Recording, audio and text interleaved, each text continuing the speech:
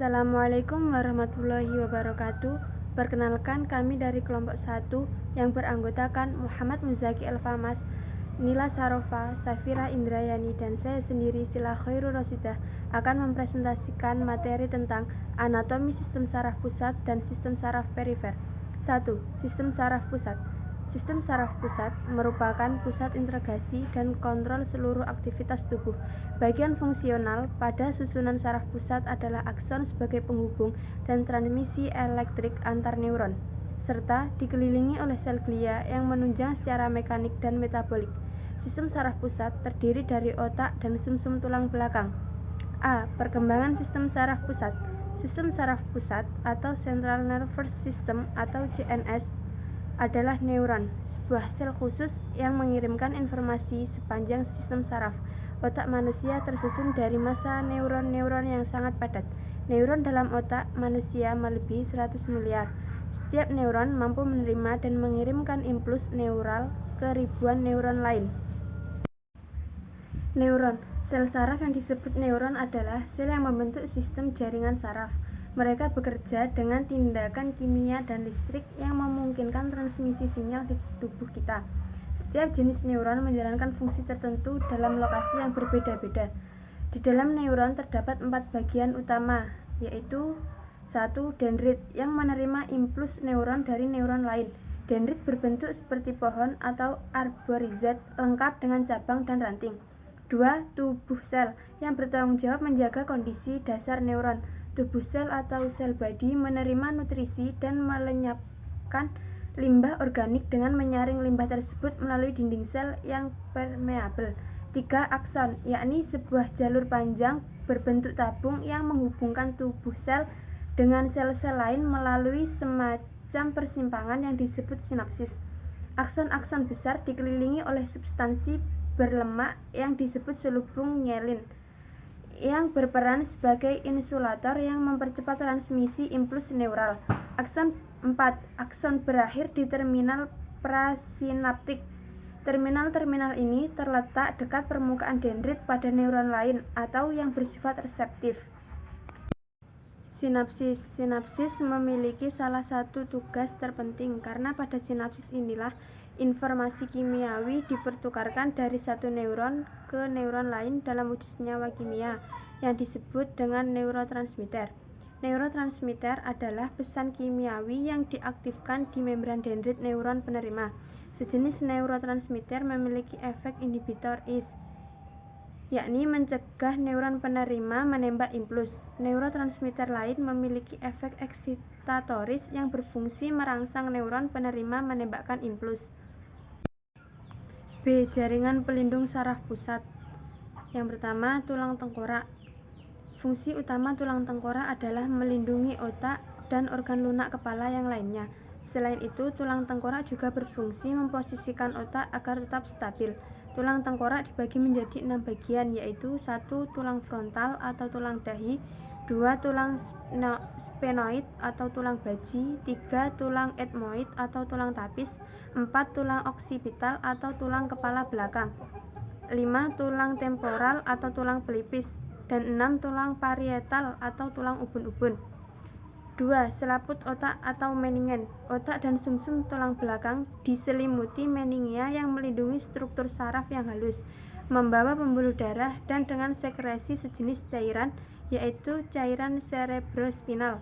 Meningen memiliki 3 lapisan, yaitu durameter, arachnoid, dan pia mater. 3. Cairan cerebrospinalis. Cairan cerebrospinalis mengelilingi ruang suprachnoid di sekitar otak dan sumsum tulang belakang. Cairan ini juga mengisi ventrikel dalam otak. Kandungan dalam cairan ini menyerupai plasma darah dan cairan interstisial, tetapi tidak mengandung protein. Cairan cerebrospinalis dihasilkan dari plexus koroid dan sekresi oleh sel-sel ependimal. Fungsi penting cairan cerebrospinal yaitu mencegah kontak antar susunan saraf dengan kerangka otak, fossa kranium, dan menyokong otak.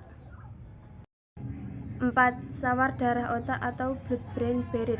Sawar darah otak adalah struktur darah yang secara primer berfungsi untuk melindungi otak dari bahan-bahan kimia dalam darah. Sawar darah otak terdiri dari sel-sel endotelial yang tersusun sangat rapat di kapiler otak. Kepadatan yang tinggi lebih banyak membatasi lewatnya substansi-substansi dari aliran darah dibandingkan sel-sel endotelial kapiler tubuh lainnya. Sejumlah morfologi, karakteristik, fisiologi, dan fungsional dari sawar darah otak memastikan bahwa substrat endogen dan eksogen dalam sirkulasi umum tidak siap menyeberang ke parenkim otak. Sawar darah otak juga berfungsi sebagai pelindung susunan saraf pusat dan mileu darah dan mempertahankan homeostasis lingkungan mikro otak. Baik, saya akan melanjutkan pemaparan materi dari teman saya yang akan membahas tentang C. Struktur utama anatomi otak. Otak merupakan organ yang sangat mudah beradaptasi meskipun neuron-neuron di otak mati dan tidak mengalami regenerasi. Kemampuan adaptis atau plastisitas pada otak dalam situasi tertentu bagian-bagian otak mengambil alih fungsi dari bagian-bagian yang rusak. Otak berfungsi sebagai pusat integrasi dan koordinasi organ motorik maupun sensorik. Otak adalah organ yang paling kompleks dan terbesar dalam tubuh manusia yang menjadi pusat dari sistem saraf. Otak terletak dalam rongga kranium terdiri atas semua bagian sistem saraf pusat. Di atas korda spinalis, otak dilindungi oleh tulang dan selaput yang disebut meningis. Otak dibagi menjadi 3 bagian, yaitu otak besar yang disebut cerebrum, otak kecil yang disebut cerebellum, dan batang otak. 1. Otak besar, cerebrum. Otak besar merupakan pusat pengendalian kegiatan tubuh. Yang disadari, otak besar terdiri dari 2 belahan yang disebut hemisferium cerebri. Hemisferium cerebri ini membagi otak dalam beberapa daerah atau lobus yang letaknya sesuai dengan tulang yang berada di atasnya, yaitu 1. Lobus frontalis yang terletak di bagian depan atau berfungsi untuk mengatur cara berpikir, pemecahan masalah, pergerakan fisik, dan memori jangka pendek. 2. Lobus temporalis yang terletak di bagian samping dan berfungsi untuk memproses informasi dari indera pendengaran. Bagian otak ini juga memiliki peran penting dalam penyimpanan memori. 3. Lobus parietalis yang terletak di bagian tengah dan berfungsi untuk menafsirkan informasi sensorik seperti cita rasa, suhu, dan sensasi sentuhan. 4. Lobus occipitalis yang terletak di bagian belakang dan berfungsi untuk memproses gambaran dari mata dan mengaitkan informasi tersebut pada memori yang ada pada dalam otak. 2. Otak kecil atau yang biasa disebut dengan cerebellum. Otak kecil terletak di belakang kranium, dengan bagian depannya terdapat batang otak. Berat otak kecil sekitar 150 gram atau kira-kira 80% dari berat otak seluruhnya. Otak kecil menempati pada fossa cranialis posterior dan diatapi tentorin cerebri yang merupakan durameter yang memisahkan dari lobus occipitalis. Otak kecil memiliki hubungan dengan berbagai bagian lain sistem persarafan. Fungsi dari otak kecil adalah mengatur sikap dan aktivitas sikap badan. Otak kecil berperan penting dalam koordinasi otot dan menjaga keseimbangan. 3. Batang otak. Batang otak terletak di depan otak kecil. Bagian ini menyambung ke sumsum tulang belakang. Batang otak dibagi menjadi 2 bagian, yaitu yang pertama adalah pons faroli. Pons faroli merupakan bagian tengah batang otak dan memiliki jalur lintas naik dan turun, seperti pada tengah otak. Selain itu juga banyak memiliki serabut yang berjalan menyilang untuk menghubungkan kedua lobus cerebellum dan menghubungkan sebelum dengan korteks cerebri. 2. Medulla oblongata. Medulla oblongata yakni membentuk bagian bawah otak serta menghubungkan pons dengan sumsum tulang belakang. Bagian ini terletak pada fossa cranialis posterior dan bersatu dengan sumsum tulang belakang, tepat di bawah foramen maupun tulang oksipital. Medulla oblongata mengandung nukleus atau badan sel dari berbagai saraf otak yang penting. Medulla juga mengandung pusat-pusat vital yang berfungsi mengendalikan pernafasan dan sistem kordivaskuler. 2. Sistem saraf tepi, yakni saraf kranial serta saraf spinalis yang merupakan garis komunikasi antara sistem saraf pusat serta tubuh. Berdasarkan kegunaannya, sistem saraf tepi terbagi menjadi dua bagian, yaitu yang pertama adalah A. Sistem saraf somatik. Sistem saraf somatik terbagi sebagai 12 pasang saraf kranial serta 30 pasang saraf spinal. 1. Saraf kranial.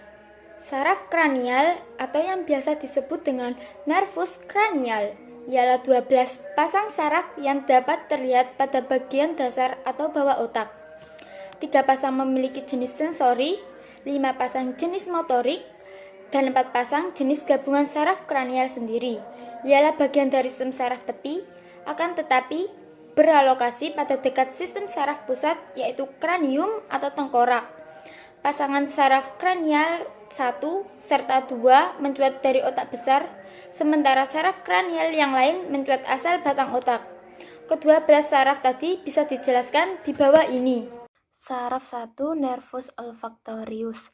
Saraf 1 adalah jenis saraf kranial sensori yang berasal dari epitelium olfaktori mukosa nasal.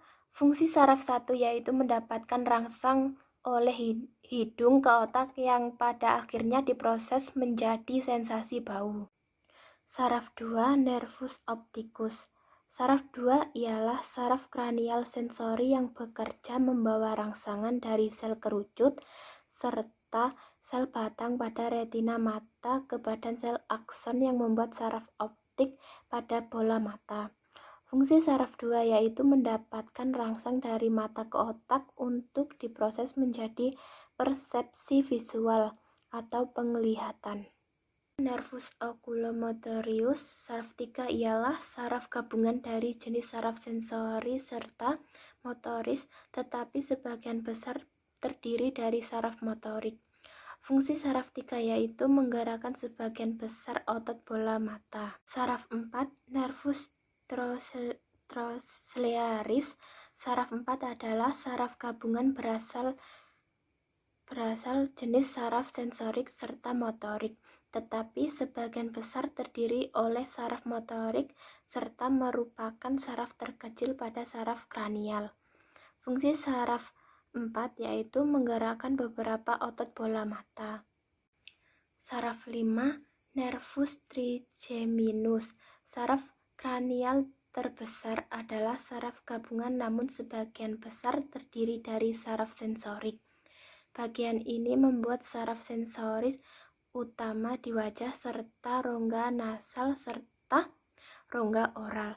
Nervus trigeminus mempunyai 3 cabang yaitu A. Cabang optalmik, B. Cabang maksilar, C. Cabang mandibular.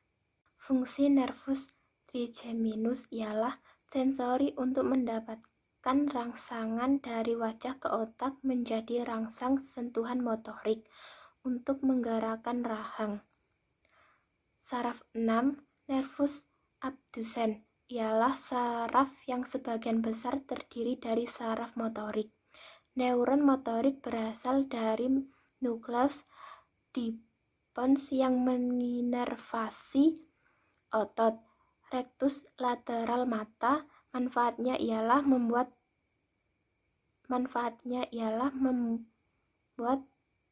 melakukan gerakan abduksi. Saraf 7 nervus facialis ialah saraf gabungan neuron motorik terletak pada nude pons. Neuron ini menginervasi otot ekspresi wajah. Neuron sensorik membawa informasi oleh reseptor pengecap di 2/3 bagian anterior lidah. Kegunaannya adalah A. Sensorik untuk mendapatkan rangsang dari bagian anterior lidah ke otak kemudian menjadi persepsi rasa. B. Motorik untuk mengendalikan otot wajah. Saraf 8 nervus vestibulosus vestibulococlearis hanya terdiri dari saraf sensorik serta mempunyai dua cabang, yaitu A. Cabang koklear atau auditory, B. Cabang vestibular. Kegunaannya adalah 1. Sensori sistem vestibular untuk mengendalikan keseimbangan tubuh. 2. Sensori koklear untuk mendapatkan rangsang oleh telinga dan diproses otak sebagai suara. Saraf 9. Nervus glossopharyngeal. Neuron motorik berawal dari medula serta menginervasi otot buat bicara serta menelan serta kelenjar saliva parotid. Neuron sensorik membawa info yang berkaitan dengan rasa. Neuron ini juga membawa info tentang tekanan darah dari reseptor sensorik pada pembuluh darah eksklusif. Kegunaannya ialah A. Sensori untuk menerima rangsang pada bagian posterior lidah pada otak menjadi sensasi rasa. B. Motoris untuk mengendalikan organ-organ dalam. Saraf 10. Nervus vagus adalah saraf gabungan. Neuron motorik berasal pada dalam medula serta menginervasi hampir seluruh organ toraks serta abdomen. Neuron sensorik membawa info pada faring, laring, trakea, esofagus, jantung, serta visera abdomen, ke medula serta pons. Kegunaannya ialah A. Sensori untuk mendapatkan rangsang pada organ-organ dalam. B. Motoris untuk mengendalikan organ-organ dalam.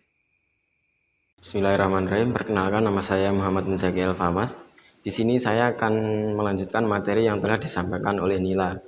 Langsung saja, yaitu adalah saraf 11 atau nervus accessorius.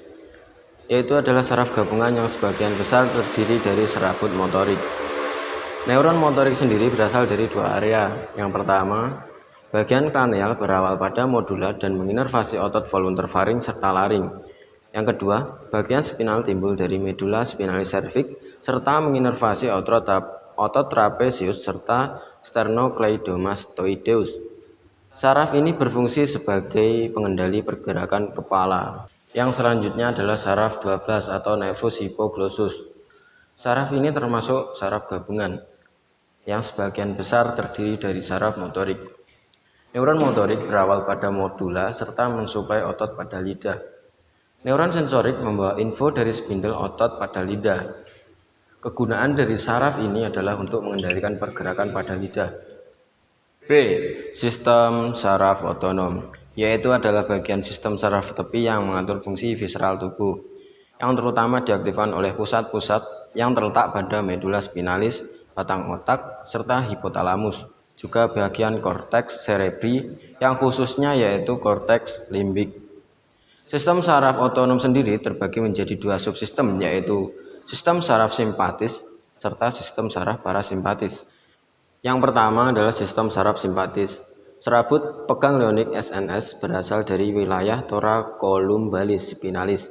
Badan sel neuron ini diketahui terletak pada materi abu-abu atau gray matter tulang belakang, dan serabut saraf memanjang ke ganglia berpasangan di sepanjang rantai simpatik, mengarah langsung secara lateral ke kolumna vertebral atau ke plexus distal yang tidak berpasangan, serta simpatetik. Serabut simpatetik juga dapat menaiki dan menuruni ganglia secara berpasangan sehingga timbul respon simpatetik yang tidak hanya terbatas pada satu segmen saja. SNS kemudian mengarah ke organ target. Dengan demikian, serabut peganglion simpatetik biasanya secara relatif pendek. Serabut peganglionik dan serabut pascaganglionik dari sistem saraf parasimpatetik melepaskan acetylcholine atau ACH sebagai neurotransmitter. Neurotransmitter yang dilepaskan di serabut pascaganglionik adalah norepinefrin. Neurotransmitter simpatetik disintetis dari tirosin pada ujung saraf simpatetik pascaganglionik. Tirosin menjadi dihidroksifenilalanin atau DOPA yang dikatalisis oleh enzim tirosin hidroksilase. Dopa kemudian dikonversi menjadi dopamin. Lalu ketika sudah masuk ke vesikel pada terminal saraf, maka oleh beta hidroksilasi akan dikonversi menjadi norepinefrin. Pada medula adrenal, norepinefrin dimetilasi menjadi epinefrin. Neurotransmitter disimpan pada vesikula, kemudian vesikula menyatu dengan membran sel dan melepaskan kandungannya ke dalam sinaps. Norepinefrin kemudian berikatan dengan reseptor adrenergik prasinap dan pasca sinap. Reseptor pasca sinaptik kemudian mengaktifkan sistem post messenger setelah norepinefrin dilepaskan dari reseptor. Sebagian besar norepinefrin akan secara aktif diambil kembali di terminal saraf prasinaptik dan diangkut ke vesikula penyimpanan. Norepinefrin yang lolos dari proses penyerapan kembali akan termetabolisasi baik oleh enzim monoamin oksidase atau MAO di dalam darah, liver, atau ginjal. Yang selanjutnya ada sistem saraf parasimpatik. PNS muncul dari saraf kranial 3, 7, 9, dan 10 serta dari segmen sakrum. Tidak seperti ganglia SNS, ganglia PNS berlokasi di dekat organ-organ targetnya atau bahkan di dalam organ-organ tersebut. Terminal saraf praganglionik dapat melepaskan ACH ke dalam sinaps. Dan sel postganglionik akan mengikat ACH melalui reseptor nikotinik saraf pasca ganglionik, kemudian melepaskan ACH ke dalam sinaps. Reseptor ACH pada organ target adalah reseptor muskarinik. Tidak seperti halnya reseptor adrenergik, reseptor muskarinik bergabung dengan protein G dan sistem kurir kedua. ACH pun secara cepat dinonaktifkan di dalam sinaps oleh enzim cholinesterase. Yang selanjutnya adalah farmakologi adrenergik. Yang pertama adalah norepinefrin. Norepinefrin adalah suatu neurotransmitter adrenergik primer yang dapat berikatan dengan reseptor A dan B.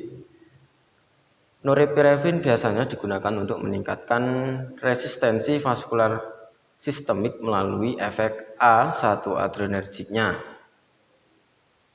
Norepinefrin biasanya diberikan melalui infus kontinu dengan laju 3 mg per menit atau lebih. Yang selanjutnya ada epinefrin. Seperti halnya norepinefrin, epinefrin juga dapat berikatan dengan reseptor A dan B adrenergik. Epinefrin eksogen dapat diberikan melalui intravena pada para pasien yang berada dalam kondisi gawat darurat yang mengancam jiwanya untuk menangani kondisi henti jantung, kolaps sirkulasi, dan anafilaksis. Senyawa ini biasanya digunakan untuk mengurangi penyebaran anestesi lokal dan untuk mengurangi laju kehilangan darah karena tindakan operasi. Efek yang bersifat mendominasi sangatlah tergantung pada dosis epinefrin yang diberikan. Epinefrin juga memiliki efek endokrin dan metabolik yang dapat meningkatkan kadar glukosa darah, laktat, dan free fatty acid. Yang selanjutnya ada dopamin. Dopamin memiliki keunikan atas kemampuannya untuk meningkatkan aliran darah melalui ginjal. Dopamin secara cepat dimetabolisme oleh MAO dan COMT, dan dopamin diketahui memiliki waktu paruh 1 menit, sehingga dopamin harus diberikan melalui infus kontinu. Yang selanjutnya ada dobutamin. Dobutamin merupakan suatu analog sintetis. Dopamin yang diketahui memiliki efek B1 adrenergik. Dobutamin dapat memunculkan efek tipe B2 yang lebih rendah dibandingkan dengan isoproterenol dan juga efek tipe A1 yang lebih rendah dibandingkan dengan norepinefrin. Yang selanjutnya ada fenoldopam. Fenoldopam merupakan satu agonis D1 selektif dan vasodilator yang kuat yang dapat meningkatkan aliran darah ginjal dan diuresis. Yang selanjutnya ada efedrin. Efedrin diketahui dapat meningkatkan tekanan darah arteri dan memiliki efek inotropik positif. Efedrin sering digunakan sebagai presor pada para pasien hamil yang menderita tekanan darah rendah. Yang selanjutnya ada phenylephrine. Phenylephrine merupakan A1 agonis selektif yang seringkali digunakan untuk yang seringkali digunakan untuk vasokonstriksi tepi ketika curah jantung mencukupi, misalnya pada kasus hipotensi setelah penggunaan anestesi spinal. Yang selanjutnya ada prazosin. Prazosin diketahui dapat meningkatkan profil lipid atau lemak darah dengan menurunkan kadar lipid densitas rendah dan meningkatkan level lipid densitas tinggi. Demikian materi yang dapat kelompok kami sampaikan, kurang lebihnya kami mohon maaf. Sekian dari kami. Wassalamualaikum warahmatullahi wabarakatuh.